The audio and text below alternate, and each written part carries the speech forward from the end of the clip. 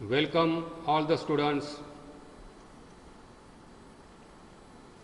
Myself Dr. V.N. Gurav, taking practical on the topic study of models. Don't excite by the word models. The models are different in the forensic medicines. The models we are putting as a spotter for the practical examination. You know, each spotter carries 2 marks. You have to identify the model and give the description or medico-legal importance. That means to score in the practical examinations, you have to attend the practical. Now we will see the models from the forensic department. The question for the spotter: describe the model, write the medico-legal importance. For the identification, there is 1 mark, and for the description, that is 1 mark. That is 2 marks for each spotter. This is the first model showing ligature mark of hanging. This is a model showing ligature mark on the neck. The ligature mark is situated in the upper portion of the neck above the thyroid cartilage. It is oblique in nature and incomplete. It is running upward, backward, underneath the mandible, towards the knot. Now observe this ligature mark. By seeing the ligature mark, you will see the pattern of ligature mark and the object, that is the material used for the ligature mark, we can make out with the width of the ligature mark is a narrow one. That means that is a fine rope is used for this hanging purpose. Now in the model, this ligature mark is somewhat in the lower side.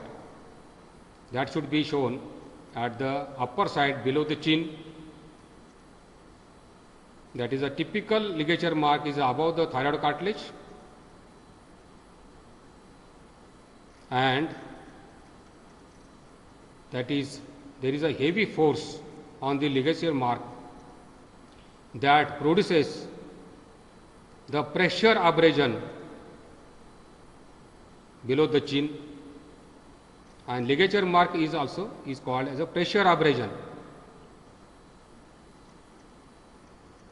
and this is also called as a pattern abrasion. Why this is called as a pattern abrasion? Because we can make conclusion what is the material used for the hanging purpose.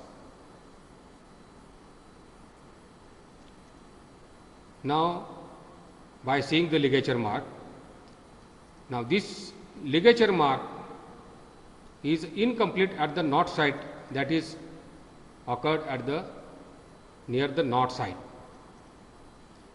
You know the types of hanging, that is by ligature mark, that is a typical hanging or atypical hanging. By the position of the victim, we can say this hanging is complete hanging when the body is suspended in the air without any support, and partial hanging, the body is touched to the ground or any object, that is called partial hanging. That is the main question is whether this hanging is a ante-mortem, that means that is a hanging, the person is died with the hanging, or whether the person is murdered and hanged to mimic the hanging. That means post-mortem hanging. Ante-mortem hanging and post-mortem hanging, there is a difference that you will tell by this dribbling saliva at the angle of the mouth. What is the dribbling saliva? That is a ligature mark that gives the pressure on the submandibular salivary glands. That glands are squeezed out due to the pressure of the body and the ligature. The saliva dribbles from the angle of the mouth. Many times this saliva dribbles over the chest on the body, and that gives, this is the ante-mortem hanging. Also, there is a conjunctiva is congested many times, tongue is somewhat protruded, and the face is pale one. And these are the some ante-mortem and post-mortem identifications. That is, the main is the examination of the ligature mark. In the ligature mark examination, there is a pressure abrasion, there is a hemorrhagic area also. The base of the ligature mark is pale. Why this is the base of the ligature mark is pale? Because the blood is flown out from the ligature mark. There is no blood under the ligature mark. That's why the area is pale one and deep one, and that is parchment like area. Whereas in the strangulation, what happens? At the ligature mark site, there are abrasion marks from the nail. Why there are abrasion marks from the nail? Victim tries to remove the ligature with both hands and struggles. During struggle, there are some nail abrasions at the site of the ligature mark, because victim tries to escape from the strangulation. That is the difference between the ligature marking of the hanging and the strangulation.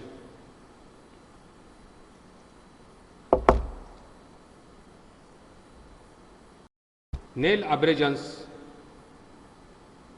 at the site of ligature mark in the strangulations due to the defense of victim by his hands. The nails abrasions are there because victim is trying to give the force to remove the strangulation.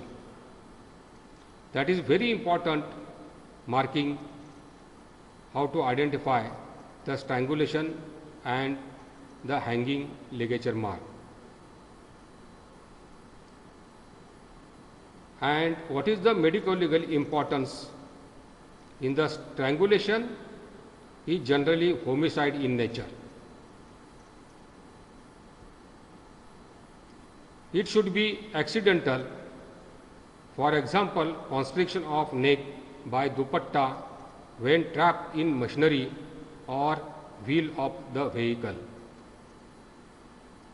I came across some patients, the dupatta and sari is trapped in the rotating machine, leading to the fractures of the ribs and strangulation around the neck. Also, that means strangulation is a generally homicide in nature, might be accidental in the industries, and suicidal strangulation is very rare possible in case of lunatics. Why do I lunatics? They are mentally retarded peoples, or that is a psychologically imbalanced peoples, especially in the children group, in case where constricting force is maintained by mechanical manipulation. Another type of strangulation, that is in your midterm examination there was one question of asphyxiophilia. In asphyxiophilia, producing artificial asphyxia by the any type of ligature and give the extreme sense of, that is aphrodisiac and sexual stimulation. In that rare cases there might be strangulation deaths. Now I will give assignment to you. You have to write the difference between the hanging and strangulation.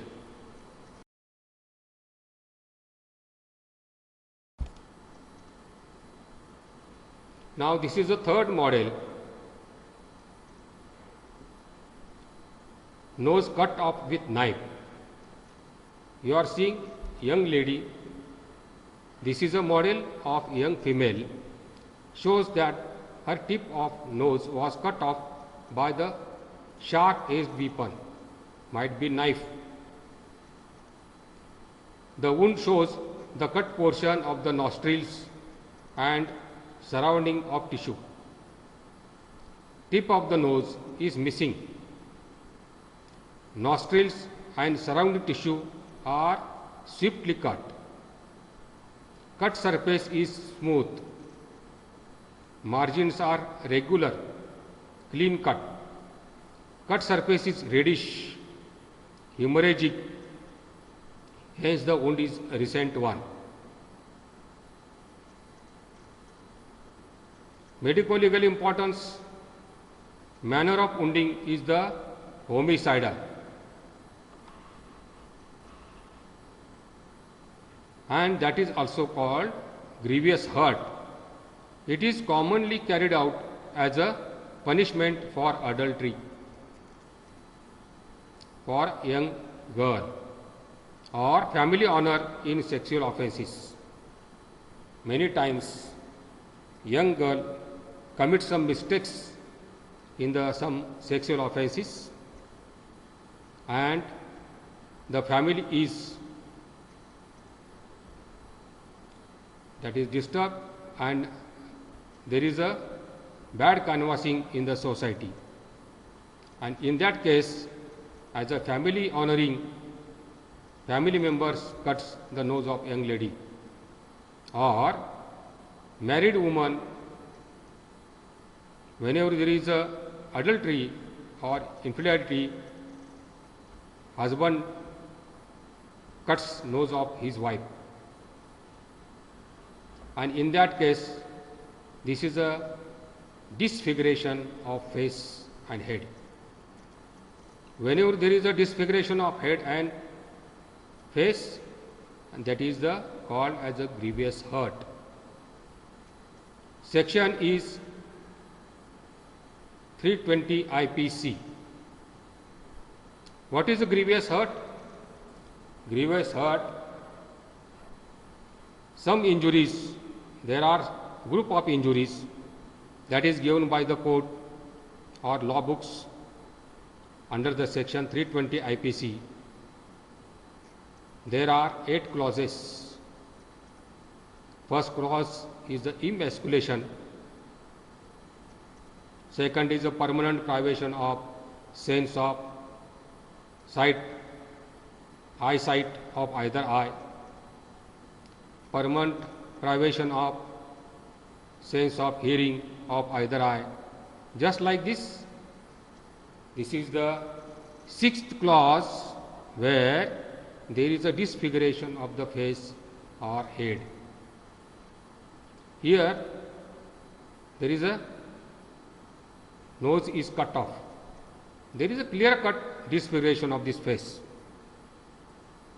But I want to tell you, in the wound certificate, you are giving the opinion whether these injuries are simple or grievous.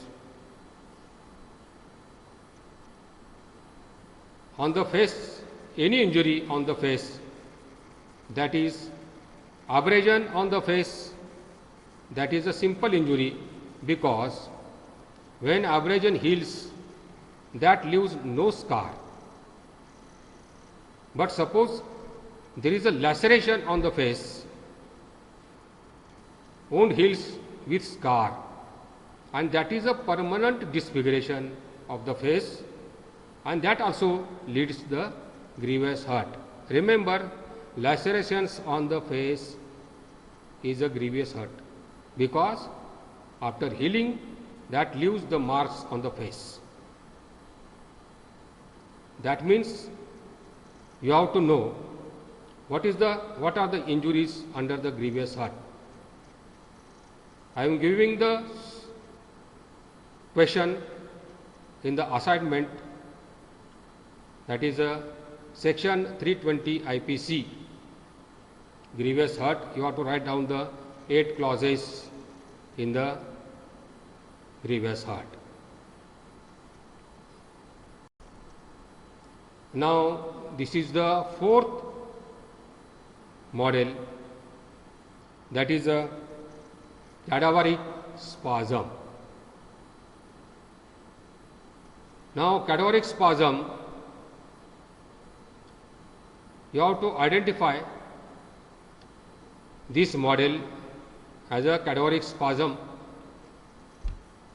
What is the description? Model showing stiffness, that is firmly grasp broom in hand. But unfortunately, in this model, the grasp,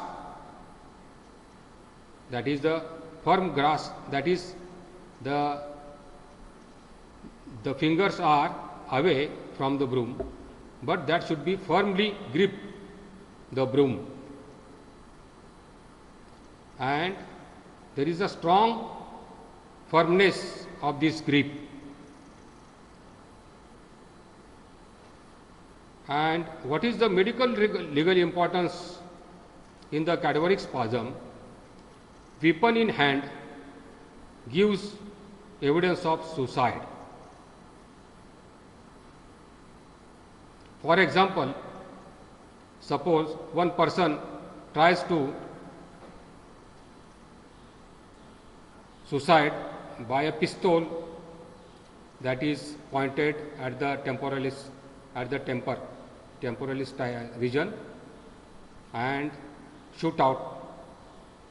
All of a sudden, he dies and the pistol remains in his grip, showing the cadaveric spasm. That means weapon in hand gives the evidence of suicide. Objects in hand help to search assailant. For example, suppose there is any rape case, kidnap case, or murder case, the victim try to defend, try to catch the shots of the assailant. There might be missed button, that is button in the grasp hand, and that button will lead to search the assailant. And also gives the idea of last activity of the victim. What in by last activity of the victim? Suppose there is a broom in the hand of any person, all of a sudden that person is died, and he is doing the activity of sweeping by the broom. That gives the last activity of the victim. And the 4th one is the material in hand in drowning cases. Indicates victim was alive before entering water. What do I mean this one? Suppose the person is murdered outside and then he thrown in the water. That is the post-mortem drowning. But in cadaveric spasm, when the live person enters the water, suffocates, he tries to catch something, weeds, grass in hand, and that grass is firmly, and suppose the death is occurred, the group of muscles of hand goes in the cadaveric spasm. In that case, this is a definite sign of ante-mortem death. Cadaveric spasm is a definite sign of ante-mortem death.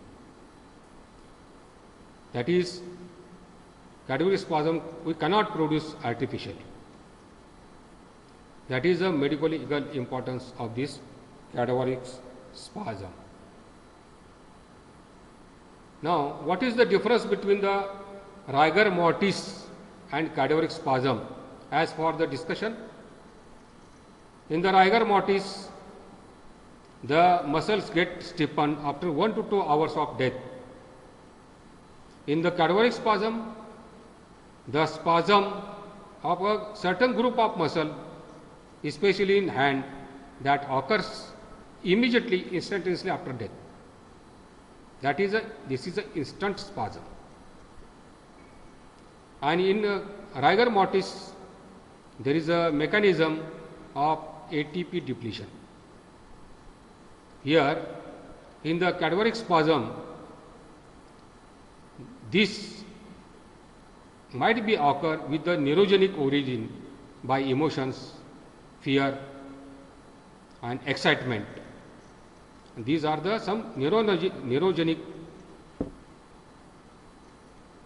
causes to form the cadaveric spasm. In the rigor mortis, the body gets stiffened gradually from head to the hand, leg after 1 to 2 hours, and the rigor mortis sets within 4 hours to 5 hours completely.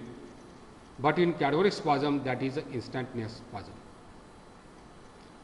Another most important point, we can mobilize the hand of the rigor mortis with an easy force, but in the cadaveric spasm person, we have to require great force to overcome the grip and the muscle. Another interesting point is there. We can stimulate the muscles with the electric current in the cadaveric spasm, not in the rigor mortis. That means cadaveric spasm is different because certain group of muscles are involved, not all group of muscles, and instantly after death. Whereas in the rigor mortis, there is a different one. Now, I will give you assignment by writing the difference between rigor mortis and cadaveric spasm.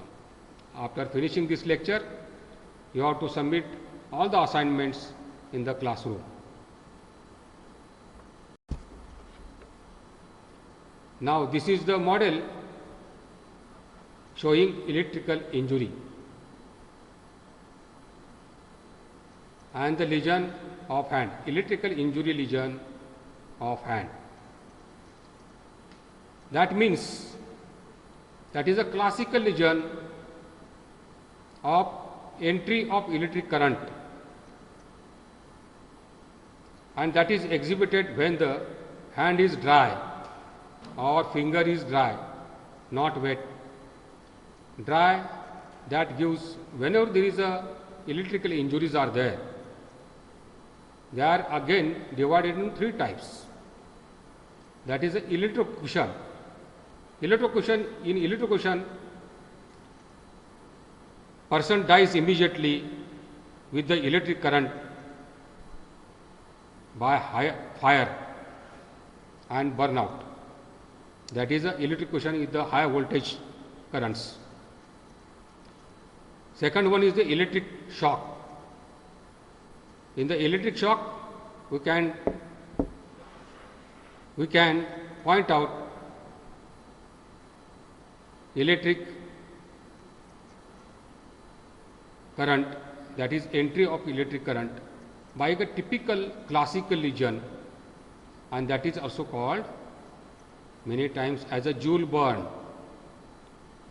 And Joule burn that occurs of dry hand or dry finger because current resists. There is a strong heat production at the entry side of the electric current. Due to heat, there is a burn.